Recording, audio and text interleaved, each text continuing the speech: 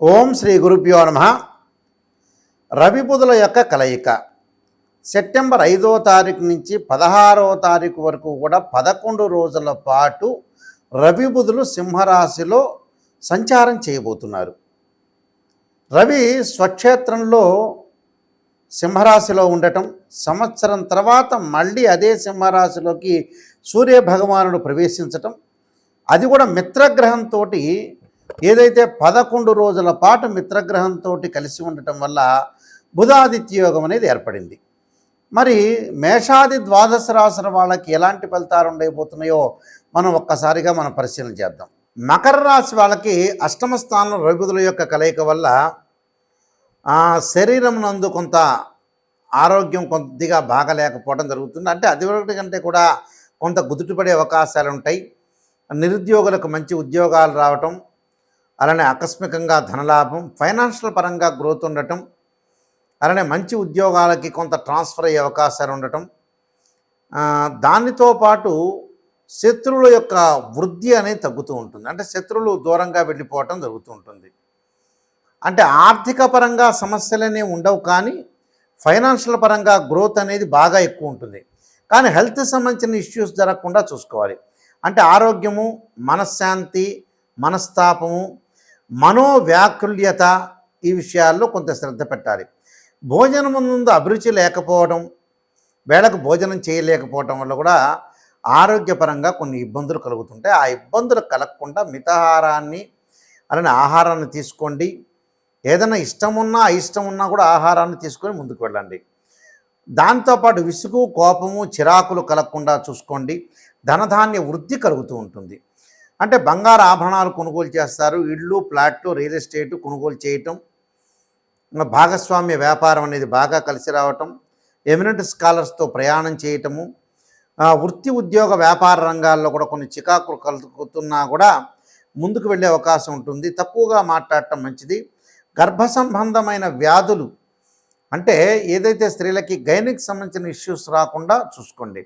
ఒకవేళ ఇప్పటి వరకు ఉన్నాయనుకోండి కూడా ఉంటే కూడా కొంత జాగ్రత్త పడటం చాలా మంచిది. విరోధ భావాలు రాకుండా, ప్రయాణంలో ప్రమాదాలు, ధనలాభము, ఉద్యోగ ప్రయత్నాలతో అనుకూలత, విజయప్రాప్తి, సుఖము, స్త్రీ సౌఖ్యము, మానసికంగా భీతి, రోగములు, సుఖము, మనస్తాపము, అల్ప భోజనం చేస్తుంటారు. అసత్య ప్రచారాలు కూడా వీళ్ళ మీద ఉండే అవకాశం ఉంటుంది. వీళ్ళు కూడా వేరే వాళ్ళ యొక్క అవమానాలని వీళ్ళు తీసుకునే అవకాశాలు ఎక్కువ ఉంటాయి. అంటే అవమానాలు జరగకుండా కొంత కృషి చేయండి. అంటే అసత్య ప్రవర్తన, అంటే స్థానచలనం, అంటే ధనధాన్య వృద్ధి జరగటం, స్థానచలనం జరుగుతుంది. అంటే ఉద్యోగ ప్రయత్నాల్లో అనుకూలంగా ఉండటం, ప్రతి ప్రయత్నంలో కూడా అనుకూలమైనగా ఉండటమే కాకుండా ఉద్యోగంలో ప్రమోషన్లు రావటం, గృహ మార్పు, ఇళ్ల మార్పులు, ఉద్యోగం మార్పు, వ్యాపార విస్తరణ, వ్యాపారాలు కూడా వివిధ బ్రాంచుల్లో పెట్టే అవకాశం ఉంటుంది. విసుగు, చిరాకు, పరాకులు, కోపాలను కొంత తగ్గించుకోండి. మితంగా మాట్లాడండి, మితభాషగా ఉండండి. ఆహార పట్ల మటుకు కొంత శ్రద్ధ పెట్టండి. గృహ ఉపకరణ వస్తువులు కొనుగోలు చేయటం, వస్తు వాహన ప్రాప్తి కలగటం జరుగుతుంటుంది. అలానే ఏదో రకంగా కొంతమందితోటి బంధుమిత్రులతోటి చిన్న చిన్న కలహాలు వస్తుంటాయి. ఏదో వాళ్ళు చెప్పింది మీరు రైట్ అని చెప్పండి, లౌకిక భావంతో వెళ్ళండి. అప్పుడు మీ జీవితంలో సక్సెస్ అయ్యే అవకాశాలు ఎక్కువగా ఉంటాయి. సక్సెస్ని ఆస్వాదించండి. అంటే రాజకీయ నాయకులకు కానీ కొంత మనస్తాపం చెందటం, సినీ కార్మికులకి, సినిమా వాళ్ళందరికీ కూడా కొంత అసంతృప్తికరమైన వాతావరణం అనేది ఉంటుంది. కాబట్టి అసంతృప్తి అనేది ఎంతవరకు ప్రాప్తం ఉందో అంతవరకు జరుగుతుందని ఆలోచన చేయండి. తర్వాత రోజుల్లో కొంత మంచి జరిగే అవకాశం ఉంటుంది. కాబట్టి కొంత మానసికంగా ప్రశాంతత ఉండి భగవంతుడి యొక్క ధ్యానం చేయటం వల్ల కూడా మీకు మంచి జరిగే అవకాశం ఒకటి ఉంటుంది. శరీరంలో స్కిన్ సంబంధించిన ఎలర్జీలు, ఉష్ణానికి సంబంధించిన వ్యాధులు, అంటే ఉష్ణ సంబంధమైన వ్యాధులు రాకుండా కొంత చూసుకోండి. బ్యాంకులోంచి డబ్బు తెచ్చేటప్పుడు కానీ తీసుకునేటప్పుడు కానీ కొంత దొంగతనాలు జరిగే అవకాశం అనేది ఒకటి ఉంటుంది. కాబట్టి డబ్బులు ట్రాన్సాక్షన్ చేయటం కానీ, జీపీఏ కానీ లేదా ఫోన్పే కానీ ఇలాంటివి చేసేటప్పుడు కూడా కొద్దిగా అప్రమత్తంగా ఉండండి. ఎవరికి వేస్తున్నాం డబ్బులు, ఎవరికి ఇస్తున్నాం, వస్తువులు ఇస్తున్నాం, ఇల్లు భద్రత కూడా చూసుకోండి. ఇంట్లో కూడా అందరూ కూడా భద్రత కూడా చాలా ఇంపార్టెంట్. అంటే అంటే దొంగతనాలు జరగకుండా చూసుకోవడం చాలా మంచిది. నేను చెప్పిన రెమెడీస్ పాటించండి, మీకు మంచి జరుగుతుంది. ఇవన్నీ కూడా గోచారీత్యా చెప్పబడే ఫలితాలు. ముఖ్యంగా గోచారం అనేది ఏంటంటే కొంత పర్సెంటేజ్ మాత్రమే ఉంటుంది, గమనించాలి వీళ్ళందరూ కూడా. ప్రతి నెలలో కూడా కొన్ని రాశి ఫలితాలు ఉంటాయి, గ్రహాల యొక్క మార్పులు ఉంటాయి, కంజంక్షన్ ఉంటుంది. ఈ కంజంక్షన్లో ఏదైతే మన గ్రహం బాగలేదో ఆ గ్రహానికి ఆ దోష పరిహారాలు శాంతి చేసుకోవటం ముఖ్యం. దానితో పాటు గోచారాన్నే కాకుండా జన్మజాతకం అనేది చాలా ఇంపార్టెంట్గా ఉంటుంది. అంటే జన్మలగ్నాన్ని అనుసరించే గ్రహాల యొక్క ఫలితాలనేవి ఉంటాయి. అంటే ఒక ఉదాహరణ మీకు ఎగ్జాంపుల్ చెబుతున్నాను. ఒక చెట్టు ఉంటుంది. ఆ చెట్టుకి ఎప్పుడూ కూడా కింద మనకి ఎప్పుడైతే వేళ్ళు ఉంటాయి, ఆ వేళ్ళు ఏంటంటే బర్త్ చార్ట్. అంటే పుట్టినప్పుడు మనకి వేళ్ళతోటి చెట్టు ఒకటి వస్తుంటుంది. ఆ వేళ్ళు అనేది ఏంటంటే బర్త్ చార్ట్. ఆ చెట్టు ఎదుగుతూ ఉంటుంటే సీజన్లో మనకి ఆకులు కింద పడుతూ ఉంటాయి, మళ్ళీ ఎండాకాలం ఆకులు కింద పడుతుంటాయి, మళ్ళీ వింటర్ సీజన్లో అలా రెయిన్ సీజన్లో ఆకులు వస్తూ ఉంటాయి. అంటే ఆకులు చిగురుస్తూ ఉంటాయి. ఆ ఆకులు అంటేనే గోచారం అని అర్థం. అక్కడ బర్త్ చార్ట్కి చాలా ఇంపార్టెంట్గా చూసుకొని దానికి బర్త్ చార్ట్లో జన్మలగ్నం నుంచి మీకు దశలు ఏం జరుగుతున్నాయి, అంతర్దశలు ఏం జరుగుతున్నాయో చూసుకొని జన్మజాతకాన్ని మట్టుకు అనుసరించి ముందుకు వెళ్ళండి. ఈ గోచారం అనేది సపోర్ట్గా ఉండే అవకాశాలు ఉంటాయి కాబట్టి ఈ గోచారము చూసుకోండి.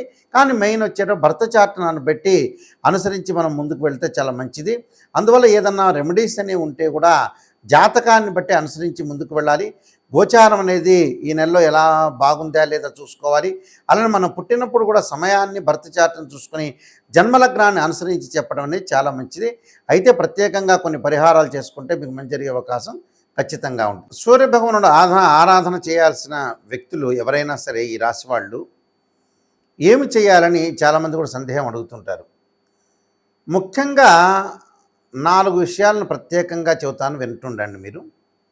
సూర్యుడు బాగలేని వ్యక్తులు ఖచ్చితంగా ఉద్యోగ ప్రయత్నాలు చేసే వ్యక్తులు, ఉద్యోగంలో కొద్దిగా ఏదైనా సరే ప్రాబ్లమ్స్ ఉన్న వ్యక్తులు తప్పకుండా అనుసరించాల్సిన విషయం ఏంటంటే సూర్యుని యొక్క ఆరాధన చేయాలి. అంటే సూర్య నమస్కారాలు కానీ, ఆదిత్యాయుధే సహస్రమూర్తాయ ధీమే తన్నో సూర్య ప్రచోదయాత్ అనే మంత్రాన్ని, ఆదిత్యాయుధే సహస్రకిరణాయ ధీమే తన్నో సూర్య ప్రచోదయాత్ అనే మంత్రాన్ని, అలానే జపాకుసుమ సంకాశం కాశ్యపేయం మహాదుతిం తమోరిం సర్వపాపగ్నం ప్రణతోస్మి దివాకరం అనే మంత్రాన్ని చక్కగా చదువుకొని వీలైతే గోధుమలు దానం చేయటం అనేది చెయ్యండి.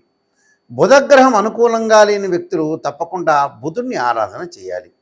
ఎలా చేయాలి? బుధుడిని ఆరాధన చేయాలంటే బుధుడు బుద్ధికారకుడు. అంటే ఇంటిలో ఓం నమో నారాయణాయ నమః అనే అష్టాక్షరి మంత్రాన్ని బుధవారం రోజున చేయటము, దానితో పాటు విష్ణు సహస్రనామం పారాయణం చేసుకోవడం చాలా మంచిది. అంటే ఉద్యోగం కానీ, వివాహ ప్రయత్నాలు కానీ, ఆరోగ్యపరంగా కూడా ఇబ్బందులు పడుతున్న వ్యక్తులందరూ కూడా శరీరే జర్జరీభూతే వ్యాధిగ్రస్తే కళేబుర ఔషధం జాహ్నవీతోయం వైద్యో నారాయణ హరి అనే మంత్రాన్ని తప్పకుండా ఆదివారం రోజున చదవటం వల్ల చాలా మంచి జరిగే అవకాశం ఉంటుంది. ఇంకొక ప్రత్యేక రెమెడీ చెబుతాను. మన గోధుమ పిండి ఉంటుంది. ఆ గోధుమ పిండితో 2 ప్రమిదలు తయారు చేసి ఆ ప్రమిదల్లో చక్కగా ఆవు నెయ్యి వేసి 2 ఒత్తులు వేసి దీపారాధన చేయండి. ఆ దీపారాధన ఎప్పుడు చేయాలి? ఆదివారం రోజున దీపారాధన చేయటం వల్ల కూడా చాలా మంచి జరిగే అవకాశం ఉంటుంది. తప్పకుండా ఇంటిలో విష్ణు సహస్రనామ పాలన చేయండి. ఒకవేళ మనం పాలన చేయలేదనుకోండి, ఏదన్నా ఒక కంప్యూటర్లో కానీ ఒక ఏదైతే మనకి స్వరం పరంగా వినండి. అంటే ఇప్పుడు సీడీలు వచ్చినాయి, గతంలో ఎప్పుడో టేప్ రికార్డులు ఉండేవి. ఆ సీడీల్లో కానీ లేకపోతే సెల్లో కానీ విష్ణు సహస్ర పారాయణం అనేది ఇంటిలో ఒక చోట సెల్ పెట్టండి. అదంతా కూడా ఒక వైబ్రేషన్ అనేది వస్తుంటుంది. ఆ వైబ్రేషన్ వల్ల కూడా ఇంటికి ఏదైతే దోషం ఉంటుందో లేకపోతే జాతకపరంగా ఉండే దోషాలు కూడా తొలగిపోయే అవకాశం అనేది ఖచ్చితంగా ఉంటుంది. కానీ మెయిన్ ముఖ్యంగా మటుకు గుర్తుపెట్టుకోవాల్సింది ఏంటంటే జన్మజాతకం అనేది చాలా ఇంపార్టెంట్. ఇవన్నీ కూడా తెలుసుకొని ముందుకు వెళ్ళండి. మీ అందరికీ కూడా మంచి జరగాలని ఆశిస్తూ సర్వే జనా సుఖినో భవంతు.